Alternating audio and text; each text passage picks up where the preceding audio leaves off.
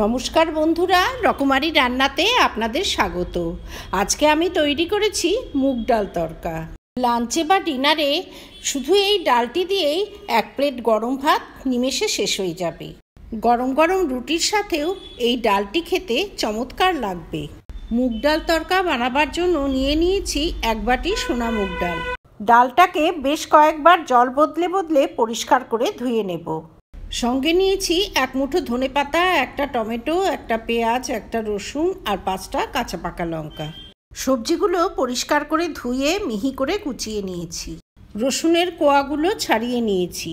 সবার প্রথমে গ্যাসে প্রেসার কুকার বসিয়ে ধুয়ে পরিষ্কার করা মুগ ডালটা ঢেলে দিলাম। এতে বেশ খানিকটা জল অ্যাড করে দিলাম। প্রেসার কুকারে ডাল রান্না করায় জ্বালানি এবং সময় দুটোরই সাশ্রয় হবে, তবে চাইলে অবশ্যই কড়াইতে ডালটি রান্না করা যাবে। সেক্ষেত্রে ডাল রান্না হতে সময়টা একটু বেশি লাগবে। ডালে এমনভাবে জল দিতে হবে যাতে জলের তলায় ডালটা ডুবে থাকে। এতে আধা চামচ হলুদ ও আধা চামচ নুন অ্যাড করে খুব ভালোভাবে মিশিয়ে প্রেসার কুকারের ঢাকনা বন্ধ করে হাই ফ্লেমে 2টো সিটি দিয়ে নেব। ডাল সেদ্ধটা ডালের কোয়ালিটির উপর নির্ভর করে। ভালো কোয়ালিটির ডাল হলে 2টো সিটিতেই সেদ্ধ হয়ে যাবে।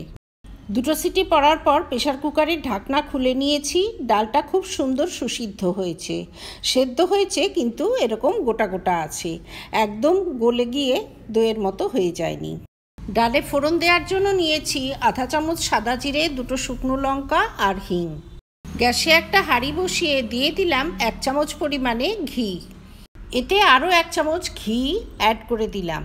এখানে ঘিয়ের বদলে তেল দিয়েও ডালটি বানানো যাবে, তবে ঘি দিলে অবশ্যই ডালের স্বাদ বেশি ভালো হবে। ঘিটা গলে গেলে ফোড়ন দিলাম জিরে, শুকনো লঙ্কা। কয়েক সেকেন্ড ফোড়নটা একটু ভেজে নেব। এরপরে রসুনগুলো অ্যাড করে দিলাম। রসুনগুলো হাই ফ্লেমে কিছুক্ষণ ভেজে নেব। এরপরে অ্যাড করে দেব কুচনো পেঁয়াজ। গ্যাসের ফ্লেম হাই করা অবস্থাতে পেঁয়াজটা কিছুক্ষণ ভেজে নেব। এ সময় অ্যাড করে দিলাম 1 চামচ গ্রেট করা আদা। গ্রেট করা আদার বদলে আদা বাটাও ব্যবহার করা যেতে পারে। আদার কাঁচা গন্ধ চলে যাওয়া অবধি আরও কিছুটা সময় ভেজে নিতে হবে। আদাটাকে কিছুক্ষণ ভেজে নিয়ে কুচনো টমেটোটা অ্যাড করে দিলাম। টমেটোর কাঁচা গন্ধ চলে যাওয়া অবধি হাই ফ্লেমে কিছুক্ষণ ভেজে নেব। 4-5টা কাঁচা পাকা লঙ্কা কুচিয়ে অ্যাড করে দিলাম। এরপরে অ্যাড করে দিলাম আধা চামচ মতো হিং। হিঙে খুব একটা সুগন্ধ না থাকায় একটু বেশি পরিমাণেই অ্যাড করে দিতে হলো।